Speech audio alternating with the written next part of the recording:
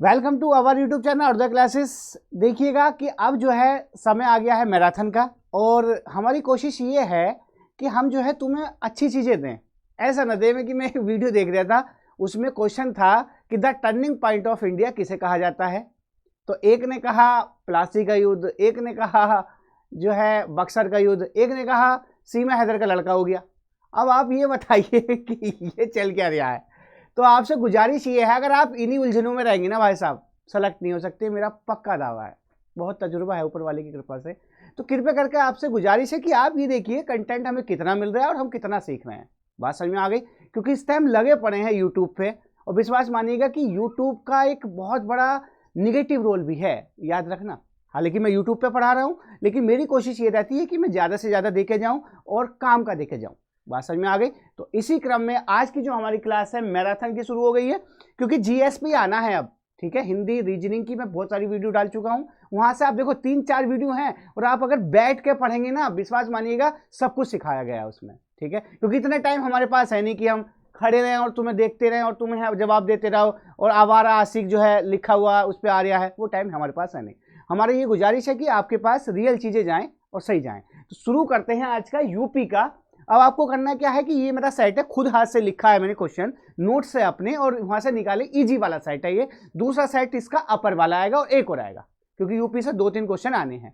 तो आप बिल्कुल एकदम कॉपी ले लीजिएगा और यहाँ से सीखिए। आपको याद है, मैं टाइम भी दूंगा और बाकी आप यहाँ से सीखेंगे। ठीक, तो फर्स्ट क्वेश्चन हमारा ये है, उत्तर प्रदेश में कितने राज्यों की सीमा मिलती है। अब आप कहेंगे कितना आसान पढ़ा रहे हैं, क्योंकि भैया ये पहला यूपी का सेट है, आसान लगेगा, लेकिन ये आसानी गलत करके जाते हैं लोग। ठीक, तो उत्तर प्रदेश में कितने राज्यों की सीमा मिलती है, तो सवाल हमारा ये है। अब आप पहले तो बताइएगा इसके आंसर। तो कुछ लोग क्या है गड़बड़ करेंगे, कुछ लोग लगा के आएंगे कितने राज्यों की सीमा मिलती है, कुछ लोग लगा के आएंगे 8 और कुछ लोग लगा के आएंगे 9। बात समझ में आ गई? ये सवाल बड़ा धोखा देने वाला है। जैसे मैंने ऑफलाइन टेस्ट में रखा है, तो मुझसे बच्चों ने पूछा कि सर बताओ 8 लगावें 9 लगावें, क्या करें। भैया इसमें कहानी क्या है, कितने राज्यों की सीमा मिलती है आप बताइएगा। पहले समय दूंगा मैं, आज जल्दीबाजी नहीं करूंगा। ठीक है, तो कितने राज्यों की सीमा मिलती है ये बताइएगा। तो सवाल ये है राज्य से रिलेटेड कि अगर आप 9 करेंगे, अगर दिल्ली को, केंद्र शासित प्रदेश है, दिल्ली को अगर ऐड करेंगे तो हो जाएंगे 9, और वैसे कितने हो जाएंगे 8। बात समझ में आ गई? अब बताइए है कितने। अब कहेंगे 8 लगाएं 9 लगाएं, दिल्ली को शामिल करें या ना करें। तो ये करना क्या है, कितने राज्यों की सीमा मिलती है, केंद्र शासित प्रदेश भी है दिल्ली।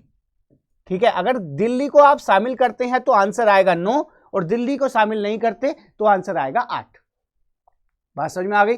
अब आपको करना क्या है भैया, ये आयोग पर भी डिपेंड होता है। एक यूपी टेट में क्वेश्चन आया था कि बताइए संविधान सभा के पहले अध्यक्ष कौन है। अब ऑप्शन थे डॉक्टर राजेंद्र प्रसाद और ऑप्शन था सचिदानंद सिन्हा।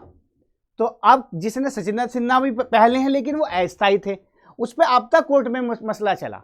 तो ये आपका भाग्य है कि वो क्या मानेगा। दूसरी बात ये है कितने राज्य कह दिया, तो ये 8 की तरफ जाएगा। कितने राज्य केंद्र शासित प्रदेश मिला के कहता तो 9। तो फिलहाल आंसर हो गया ये। बात समझ में आ गई? अब मैंने बता दिया इसका क्या है कंफ्यूजन। ठीक, और इसमें समझते हैं उत्तर प्रदेश में। देखो ये हमारा है उत्तर, दक्षिण, पूरब और पश्चिम। ध्यान से समझते रहना, बहुत प्यार से पढ़ाऊंगा आज मैं, पेनों का जरा इस्तेमाल करूंगा। उत्तर की सीमा से मिलने वाला जिला कौन सा है, ये जो लास्ट में उत्तर में है, तो वो है हमारा सहारनपुर। कौन सा है? सहारनपुर। और दक्षिण में कौन सा है? दक्षिण में है सोनभद्र। कौन सा है जिला? सोनभद्र। और पूरब में कौन सा है? बलिया। फिर बिहार स्टेट शुरू हो जाता है। और पश्चिम में कौन सा है? शामली। तो ये सब चीजें सीखते रहना, बहुत सारा मैं आज मैं ऐड करूंगा। थोड़ा कोशिश ये कि साफ साफ लिखूं, जल्दीबाजी नहीं। तो सोनभद्र से पूछ सकता है कि बताइएगा सोनभद्र में क्या मेन चीज है, सोनभद्र कितने स्टेट से मिला हुआ है, ये सवाल है। तो सोनभद्र आप समझिएगा कि यहां से यहां तक, पेन का मैं इस्तेमाल करता हूं, यहां से यहां तक है एमपी एक बात, यानी कि ललितपुर इसके ऊपर। उसके बाद ये है हमारा छत्तीसगढ़, यहां पे हमारा झारखंड, और लास्ट में इधर बसता है बिहार। कौन सा बनता है? बिहार। तो सवाल आएगा कि सोनभद्र कितने स्टेट से जुड़ा हुआ है? वो है 4। कौन कौन सा? बिहार, झारखंड, छत्तीसगढ़, एमपी। और सोनभद्र में सबसे मेन चीज यह है कि उत्तर प्रदेश की सबसे बड़ी कृत्रिम झील, बताइएगा कौन सी है? कृत्रिम झील। ये सब आप सीखते रहना भैया, ये इंपॉर्टेंट है। हल्का सेट लेके आया हूं, वह गोविंद बल्लभ पंत। तो कितनी सारी चीजें हो गई। अब आते हैं यूपी से कौन सा देश जुड़ा हुआ है, यानी कि यूपी कितने देशों को टच करता है? तो वो है हमारा यहां पे नेपाल। कौन सा है? सिर्फ एकमात्र नेपाल। तो भैया ये क्वेश्चन भी हो गया, साथ साथ ये भी फाइनल हो गया। बात समझ में आ रही है? कोई दिक्कत नहीं, सब इंपॉर्टेंट क्वेश्चन है ये मैंने बता दिया। अब आगे बढ़ते हैं। नेक्स्ट क्वेश्चन हमारा ये है, उत्तर प्रदेश का क्षेत्रफल की दृष्टि से कौन सी रैंक है? ये बड़ा शानदार सवाल है और ये मेरे जीवन में आया एक बार। उस टाइम मुझे भी इतना अनुभव नहीं था, यूपी पैट नहीं होता था, CCC के तहत ये आया था, तो वो जल्दी में हो गया। क्योंकि यूपी में क्या हुआ, यूपी की पहले रैंक थी 5वीं। कौन सी थी? 5वीं रैंक थी। लेकिन 2 जून 2014, याद रखना भैया, ये 2 जून 2014 को जैसे ही आंध्र प्रदेश से, किससे? आंध्र प्रदेश से तेलंगाना अलग हुआ, तो ये पूछ सकता है कि तेलंगाना स्टेट है, तेलंगाना कौन सी तारीख को अलग हुआ? ठीक है, तो ये आंध्र प्रदेश जब बट गया तो ये यूपी खिसक के कौन से नंबर पे आ गया? 4थे नंबर पे। जबी की बात थी, लेकिन मुझे ध्यान में रहा, होता है भैया ये कि साहब तो 4थी रैंक पे है, वो 5वीं पे है, मैं 5 लगा ही आया, लेकिन नंबर मेरा आ गया था। ठीक है, कोई दिक्कत नहीं है। क्योंकि एक चीज और, अगर आप सर्वगुण संपन्न हैं, कहने का मतलब सारे सब्जेक्ट आपके इक्वल हैं, तो ये गलती आपको भारी नहीं पड़ती। आप सोचे मैथ नहीं होगा, कुछ भी है, सारा करना पड़ेगा। आजकल बहुत सारे मास्टर ऐसे हैं जो मैथ के हैं तो मैथ के उनका नंबर ही नहीं आ पाया, जो फिजिक्स के हैं फिजिक्स के ही हैं। IIT पढ़ाने वाले जो IIT में नहीं सेलेक्ट होते, फिजिक्स के बहुत बड़े वो होते हैं, वो क्या है, वजह यही है कि वो सब में माहिर नहीं होते। तो मेरी आपसे गुजारिश है, ऐसा ना करें कि मैथ छोड़ देंगे 20 नंबर का पुलिस में तो हो जाएगा, नहीं, वो 20 नंबर भी आपके एकदम करके आएंगे। तो भैया अब जब ये अलग हो गया तो अब फिलहाल कौन सी रैंक हो गई? यूपी खिसक के कौन से नंबर पे आ गया? 4थे नंबर पर। तो यूपी का क्षेत्रफल के हिसाब से कौन सी रैंक हो गई? 4थी। बात क्लियर? नेक्स्ट क्वेश्चन पे आते हैं। अगला क्वेश्चन हमारा ये है, उत्तर प्रदेश का राजकीय पुष्प क्या है? सबको पता होगा, कोई बात नहीं, इजी साइट है, मैंने पहले ही बता दिया। उत्तर प्रदेश का राजकीय पुष्प है हमारा पलास। पलास क्या है? पलास या टेंसू बोलते हैं इसे। बात समझ में आ गई? अब इसमें पूछ सकता है कि बताइए राजकीय चिन्ह क्या है, ये भी कई बार पूछा है, चिन्ह। तो चिन्ह बताइएगा, पेनों का इस्तेमाल आज करना पड़ेगा। चिन्ह है हमारा एक वृत्त में धनुष, ये देखा होगा, एक वृत्त में 2 मछली, एक वृत्त में 2 मछली। बात समझ में आ गया? और क्या पूछ सकता है? अगला पूछ सकता है पक्षी। बताइए उत्तर प्रदेश का राजकीय पक्षी कौन सा है? तो बताइएगा। तो ये सब इंपॉर्टेंट क्वेश्चन है भैया, है इजी, कोई बात नहीं। वो है कौन सा? सारस या क्रांच भी आ जाता, क्रांच। बात समझ में आ गई? ये हो गया क्लियर। फिलहाल आंसर भी हो गया, इसके साथ साथ ये भी हो गया। नेक्स्ट क्वेश्चन पे आते हैं।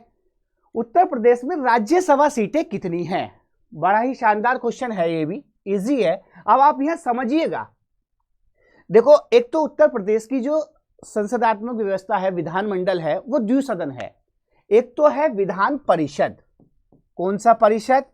विधान परिषद, विधान परिषद। और दूसरा है विधानसभा। कौन सा है साहब? Vidhan Sabha.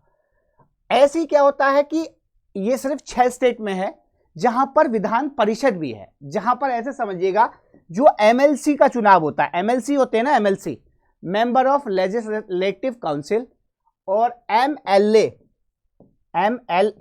Member of legislative assembly. बात समझ में आ गया? विधानसभा। अब क्या है, विधानसभा की जो सीटें हैं वो कितनी है? 404 थी, फिलहाल 403 है, जो एक राज्यपाल के तहत थी वो हट गई है। ठीक है, इसी राष्ट्रपति में राज्यसभा में थी 12 मनोनीत करते वो भी।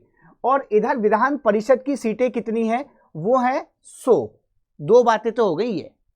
तीसरा आते हैं राज्यसभा और लोकसभा। तो भैया लोकसभा की जो सीटें हैं जो लोकसभा यानी कि एमपी का चुनाव होता है जो अब है, उसमें कितनी है, वो है हमारी 80। और राज्यसभा जो कि स्थायी सदन है, ये कभी भंग नहीं होती, तो इसमें से सीटें हैं 31।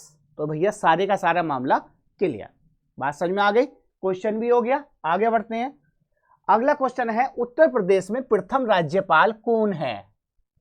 बड़ा ही क्वेश्चन अच्छा है ये, प्रथम राज्यपाल। अब एक चीज ये है, राज्यपाल उत्तर प्रदेश की ऐसी भी पूछ सकता है कि महिला राज्यपाल कौन है या पहली राज्यपाल कौन है। तो पहली राज्यपाल है सरोजनी नायडू, एक तो ये।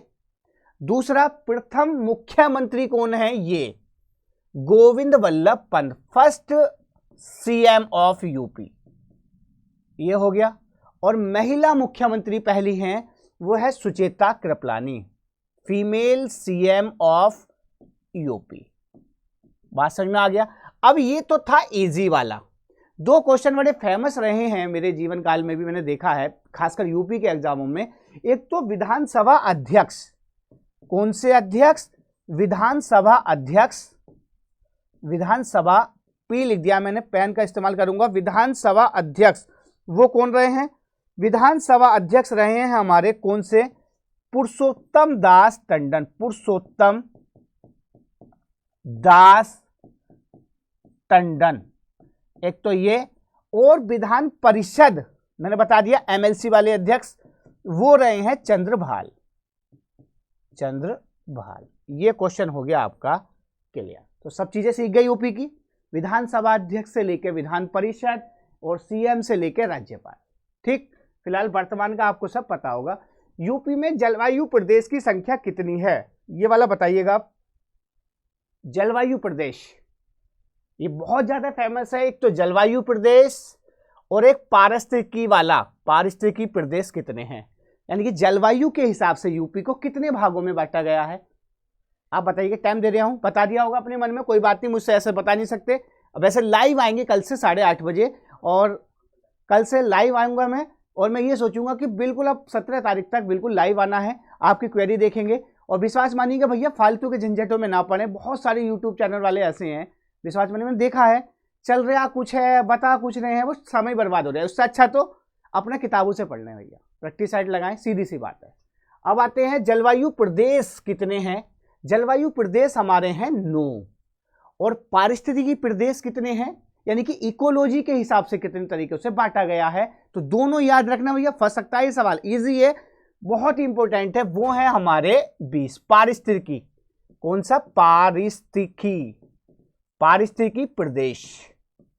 बात समझ में आ गया। ऐसी मैं साइंस की लेके आऊंगा, अब ये हर चीजें मैंने बांट ली है, 2-2 वीडियो यूपी की इंपॉर्टेंट वाली, बाकी तो मुझे पता बहुत होशियार है, बहुत नंबर लेके आएंगे। आगे आते हैं। अब आंवला कहां पाया जाता है, ये सवाल यहां से जरूर आएगा। एक तो ये सब्जियों वाला, और एक ये किसका, लोहा का, यूरेनियम का, ये सब। तो फिलहाल कोशिश करते हैं, मैंने ऑप्शन भी ऐसे रखे हैं। जैसे आंवला कहां पाया जाता है, पहले आप बताइए आंवला कहां पाया जाता है यूपी में। आंवला पाया जाता है प्रतापगढ़। कहां पाया जाता है, प्रतापगढ़, जहां के राजा भैया भी हैं, और जहां पर सबसे पहले चीनी मिल यूपी में स्टार्ट की गई। बात समझ में आ गई, 2 बातें। तीसरी बात, अब आते हैं आगरा में। कहां आते हैं, आगरा। अब एक चीज समझिएगा, आगरा में क्या मेन चीज है, पेठा तो सबको पता है आगरा का, लेकिन ये पेठे वाला क्वेश्चन नहीं आ पाता। तो आगरा का सबसे, अब एक सवाल आया कि आलू सबसे ज्यादा कहां पाया जाता है, ऑप्शन था यूपी, बिहार, एमपी, छत्तीसगढ़। तो मुझे उस जमाने में कहावत याद थी कि जब तक बिहार में लालू वहां पर क्या है, आलू।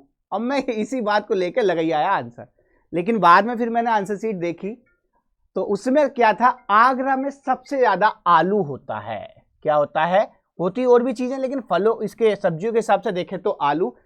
प्रयागराज में अगर हम आएंगे तो प्रयागराज में है क्या, अमरूद, उसे बोलते हैं इलाहाबादी अमरूद, अमरोहा में भी हमारे मिलती है अमरूद। गाजीपुर में क्या होता है, गाजीपुर में है अफीम, गाजीपुर में क्या है, अफीम। और कोई बात इसमें, अफीम हो गया। अब बाकी तो इसमें सब ये हो गया, अब और कुछ नहीं बचा, आगे सब मैंने इसके ऑप्शन वाले हिसाब से बता दिया। बाकी अगले क्वेश्चन में कोई आएगा, जैसे संतरा, सहारनपुर, ठीक है, माल्टा, ये सब चीजें आपको पढ़नी है। ये पीडीएफ इसके साथ ही डल जाएगी, मेरे पूरे नोट्स हैं, डिस्क्रिप्शन में डलवा देंगे पीडीएफ, आप एक बार रिवीजन कर लेना, विश्वास मानिएगा बचेगा नहीं, क्योंकि है कितने, मात्र 25 पेज के। ठीक, नेक्स्ट क्वेश्चन पे आते हैं। उत्तर प्रदेश की सबसे बड़ी झील कौन सी है? मैंने पहले ही बता दिया था, झील पे आते हैं। झील के सवाल लेके वर्ड से लेके कहीं भी आ सकता है। तो फिलहाल उत्तर प्रदेश की सबसे बड़ी झील है सोनभद्र में। कहां, पहले भी मैंने बता दिया, जो कि चार तरफ से यूपी से, किसे, यूपी का एक ऐसा जिला है जो चार तरफ से बिहार, छत्तीसगढ़, ठीक है, झारखंड और एमपी से घिरा हुआ है। ठीक, ये भी पूछ सकता है सबसे लंबी सीमा किसके साथ है, यूपी मतलब किस जिले के साथ है किसी प्रदेश की, वो है ललितपुर। बात समझ में आ गया, बुंदेलखंड में नीचे। अब फिलहाल सोनभद्र में क्या है, गोविंद बल्लभ पंत झील, गोविंद बल्लभ पंत, ये पहले भी क्वेश्चन बता दिया है मैंने, कोई बात नहीं।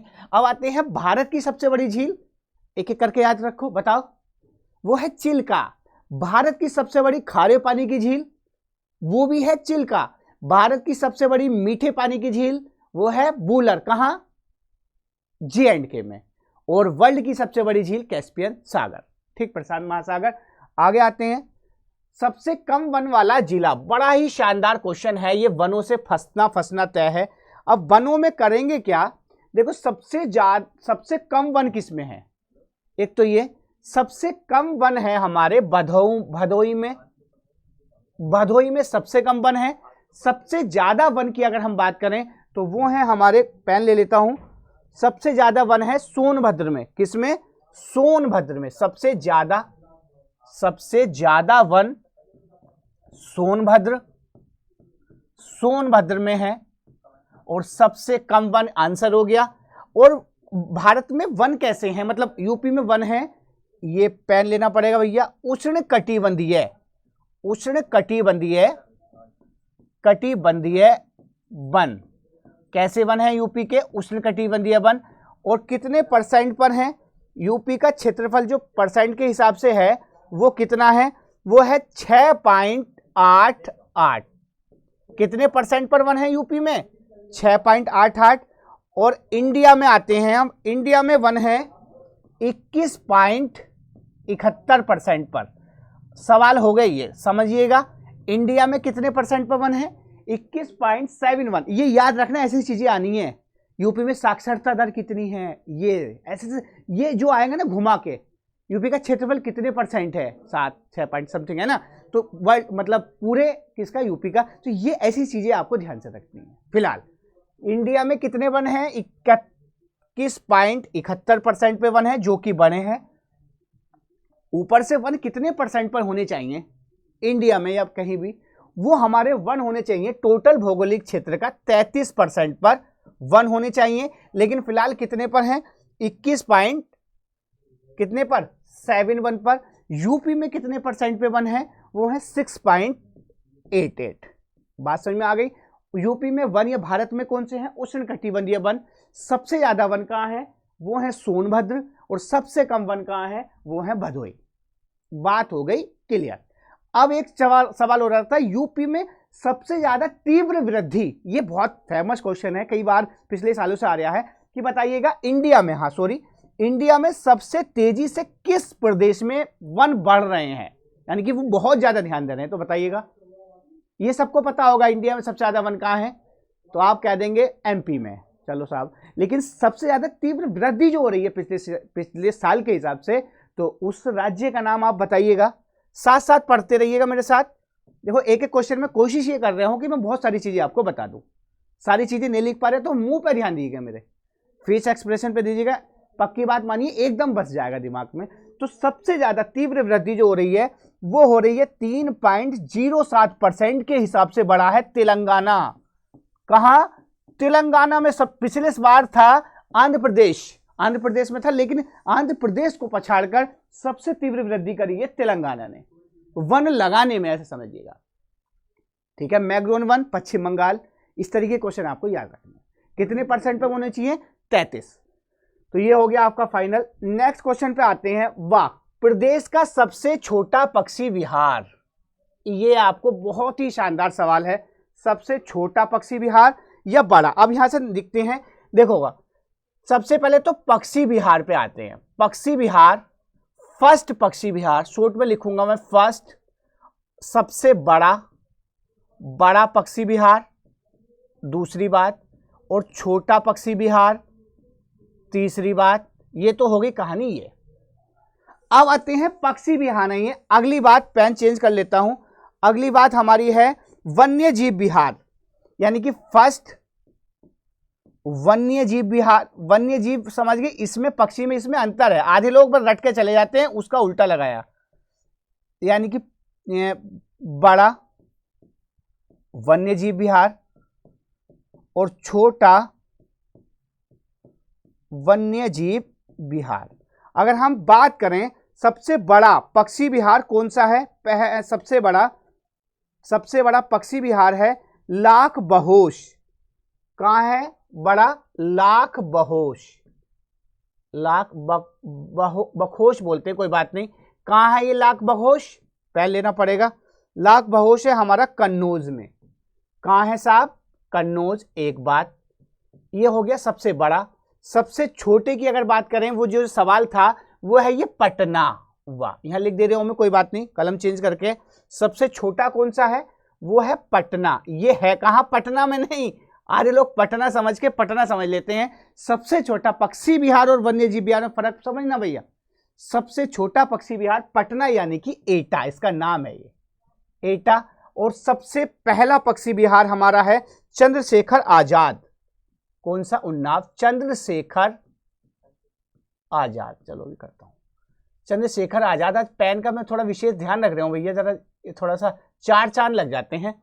ये उपसर्ग में 4 चांद नहीं लगते, अगर उसके आगे उपसर्ग जाए किसी शब्द के 4 चांद लगते हैं अलंकार से पहले लगाने से। ठीक है, मुझे हंसी नहीं आ रही, कोई बात नहीं, भी सबकी अपनी अपनी जो है सोच है, कोई बात नहीं।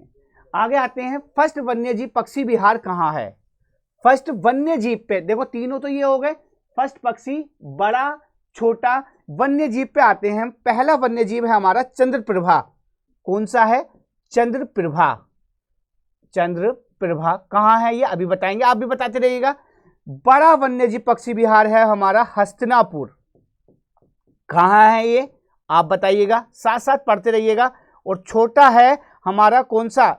वन्य हो गया, ये हो गया। छोटा देखते हैं अभी, कोई नहीं, ये 2 आप याद रखिएगा। फिलहाल चंद्रप्रभा कहाँ है? पेन चेंज करना पड़ेगा। चंद्रप्रभा हमारा है चंदौली। और ये कहाँ है? हस्तिनापुर तो पढ़ा होगा, मेरठ। बस, तो ये सारी चीजें आपकी आ गई। पहला राष्ट्रीय उद्यान यूपी का, ये पूछ सकता है। तो फर्स्ट राष्ट्रीय उद्यान यूपी का कौन सा है? जहां का टाइगर रिजर्व, एलिफेंट रिजर्व सब हैं, वो है हमारा सबसे पहला जो है वो है दुधवा नेशनल पार्क। कौन सा पार्क? Dudhwa national park.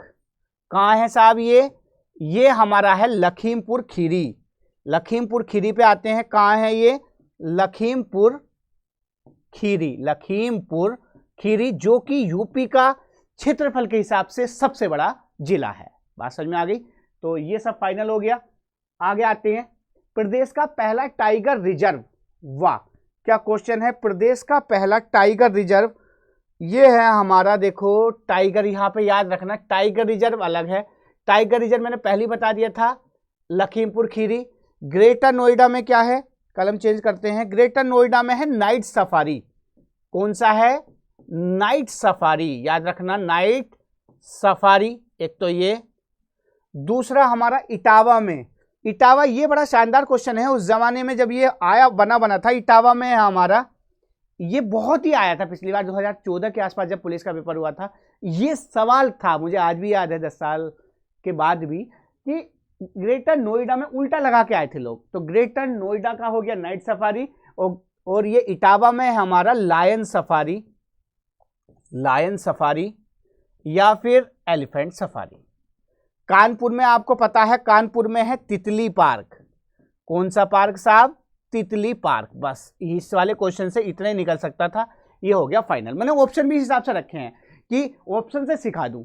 अब ये सब फाइनल हो गया। फिलहाल पहला टाइगर रिजर्व कहाँ है? लखीमपुर खीरी। नेक्स्ट क्वेश्चन पे आते हैं। उत्तर प्रदेश का जनसंख्या घनत्व कितना है?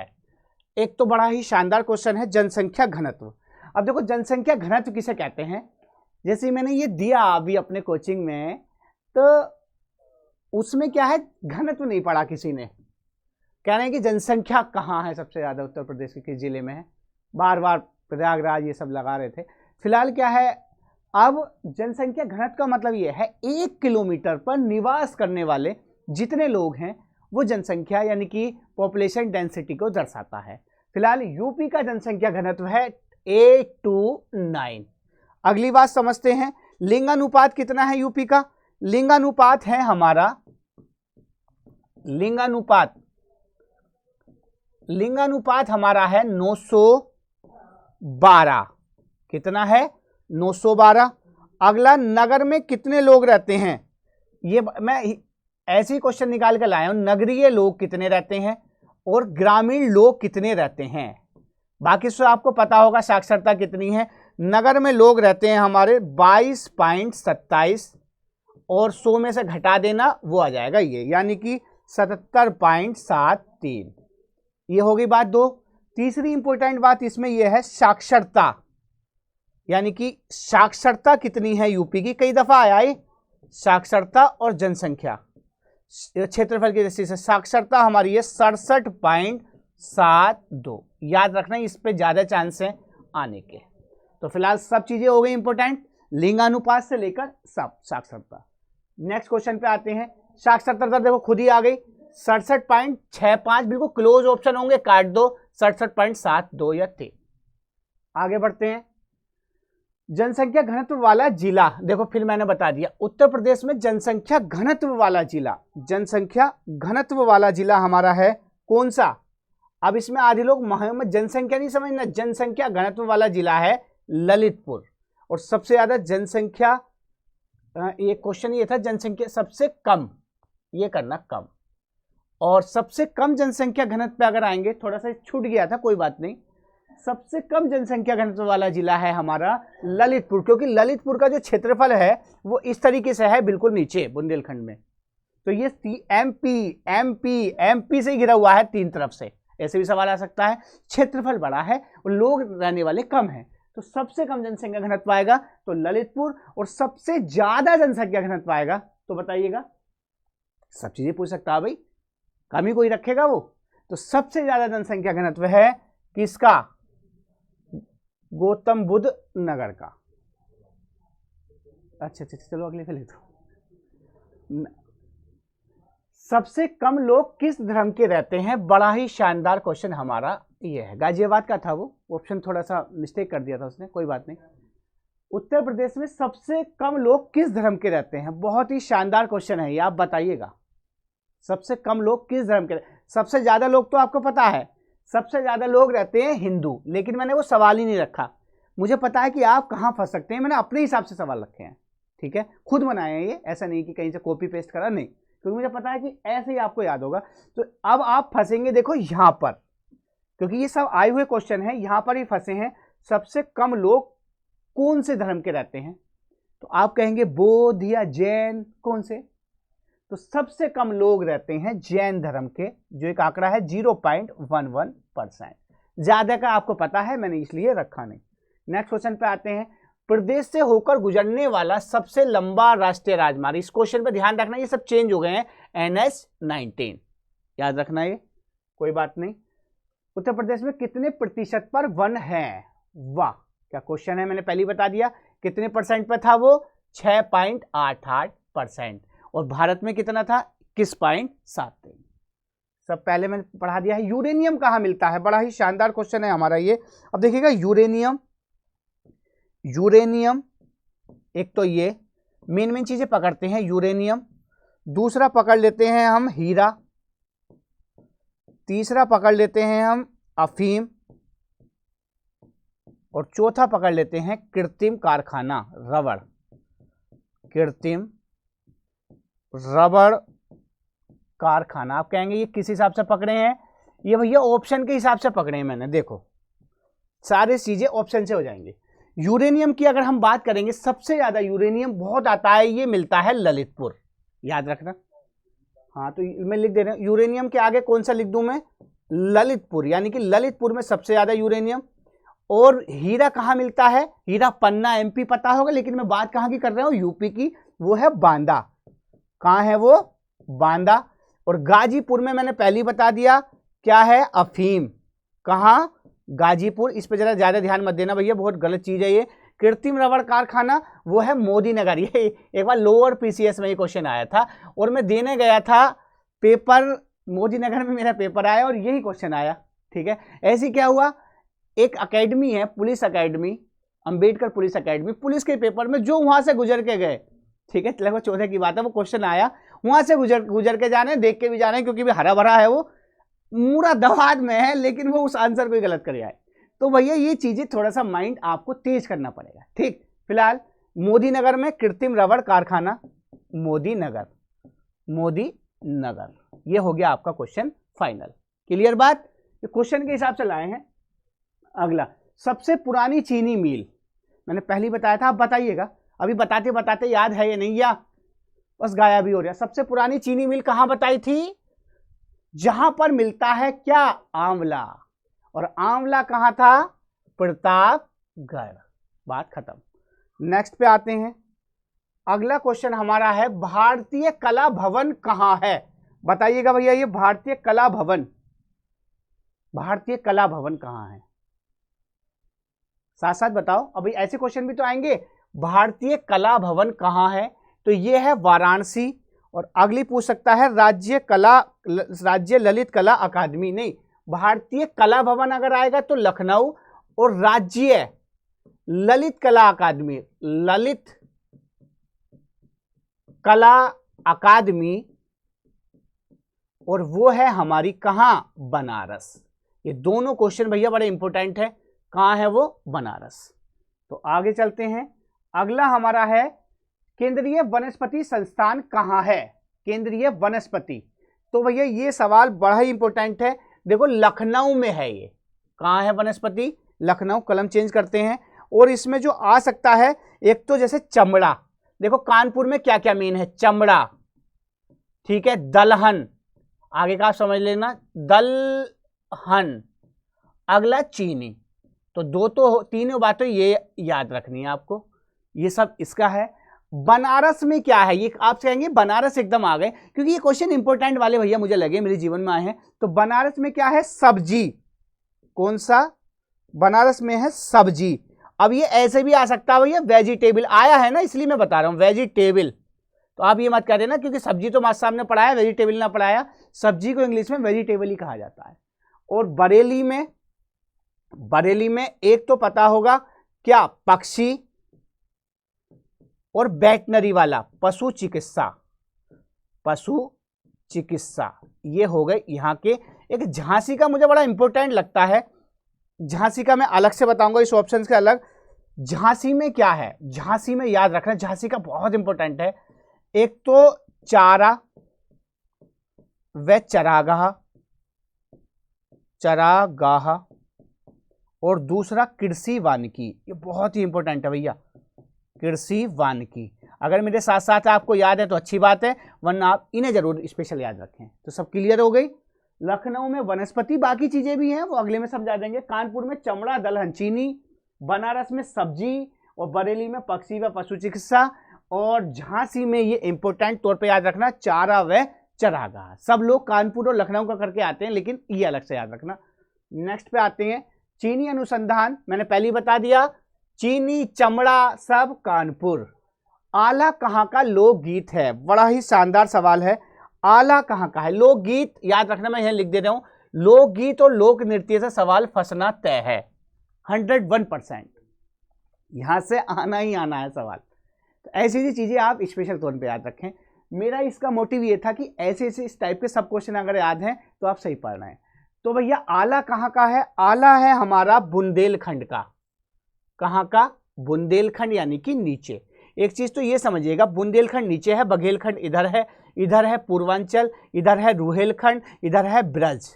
एक तो ये आपको याद रखना, क्योंकि सवाल ऐसे भी आ सकता है कि बताइए कौन सा जिला ब्रज में है, कौन सा जिला बुंदेलखंड में है, या ऐसे भी दे सकता है कि बताइए झांसी, आला कहाँ का है, ऑप्शन दे देगा झांसी, अमरोहा, मुरादाबाद। तो आपको ये चीज जरूर याद रखनी।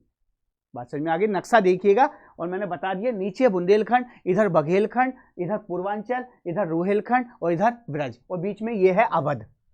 बात समझ में आ गई। ये चीजें तो याद रखनी है, क्योंकि ऑप्शन ये नहीं आएंगे। ऑप्शन ऐसे भी आ सकता है कि झांसी, मथुरा, वृंदावन, तो आप घूमते रह जाएंगे, यार ये तो पता ही ना झांसी कहाँ है, लगा के आ जाएंगे सहारनपुर के पास, या आप जहाँ के हैं उसके आसपास का बता देंगे, दूर दूर का नहीं। तो फिलहाल आपसे गुजारिश ये है कि आप जो है ये भी याद रखें। आला हो गया।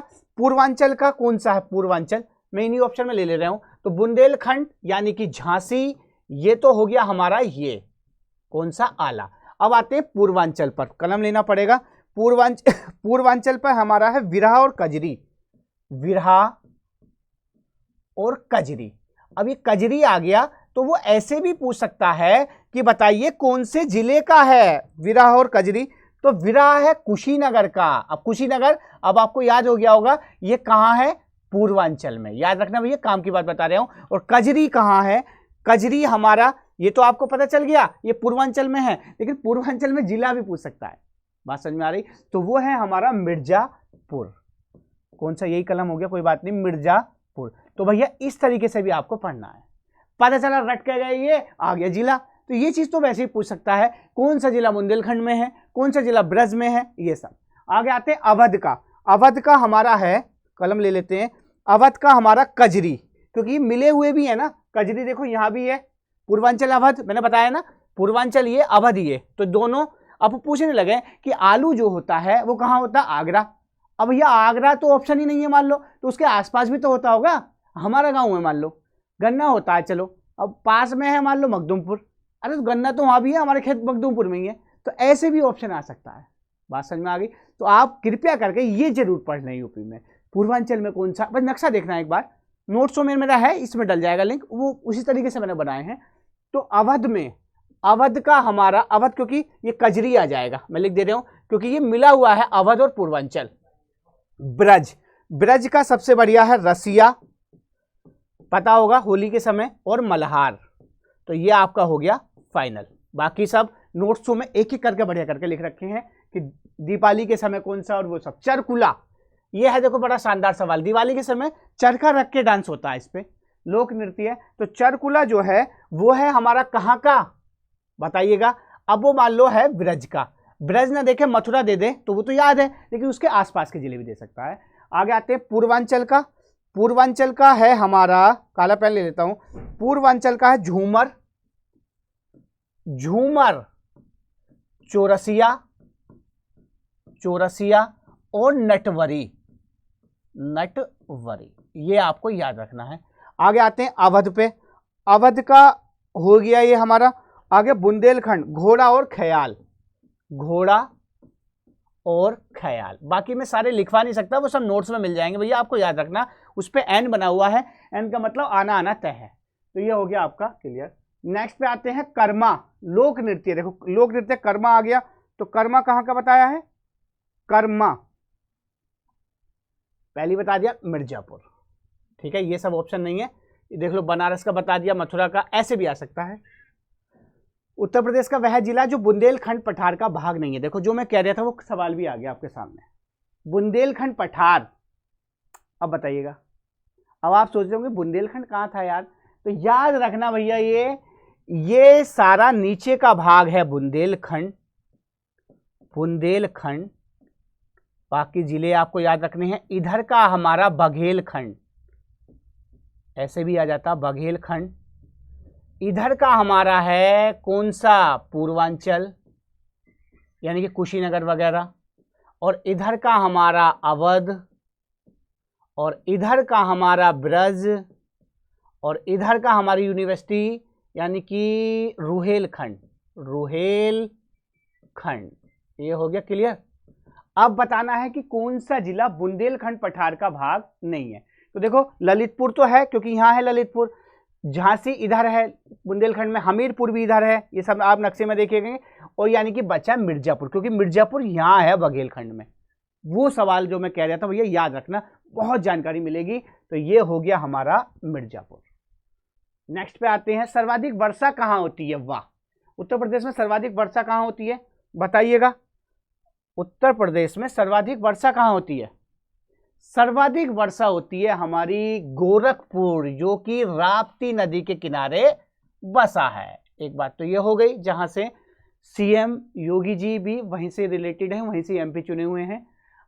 सबसे कम अगर आ जाए तो वो है मथुरा। सबसे कम वर्षा कहाँ होती है?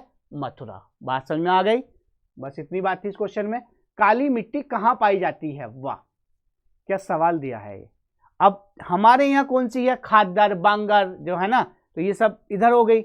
अब काली मिट्टी का मतलब ये है, याद रखना, ये नीचे सारी यानी कि बुंदेलखंड में सारी की सारी काली मिट्टी का रोल है, लाल मिट्टी का भी है, ठीक है। और वो क्या होती है, मिट्टी सूखी रहती है, उसमें मतलब नमी कम रहती है, तो उस वजह से क्या है, काली मिट्टी का अगर ऑप्शन आएगा, देखो ऐसे आ गया, बुंदेलखंड मैंने बता दिया ऑप्शन होता तो, लेकिन ये मथुरा ब्रज में है, कैंसिल। बनारस नहीं है, लखनऊ तो है ही नहीं, तो ये कौन सा बच्चा? ललितपुर। तो भैया ये चीज स्पेशल याद रखना, एक पेपर है मेरे, पूरा नक्शा बना के रखा है, जिले भी लिखवा के रखे हैं, उसमें सब दिया हुआ है।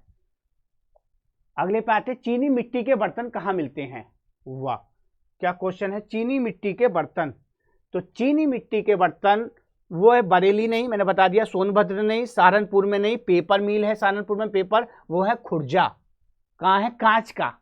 और चूड़ी का फिरोजाबाद। बस, तो ये हो गया आपका क्लियर। मुझे उम्मीद है वीडियो अच्छी लगी होगी। प्लीज़ कमेंट्स करके बताएं, कहीं मिस्टेक हुई हो तो उसे हम इम्प्रूव करेंगे। प्लीज़ जो है आप सेलेक्ट पढ़ें, फालतू ना पढ़ें। Thank you.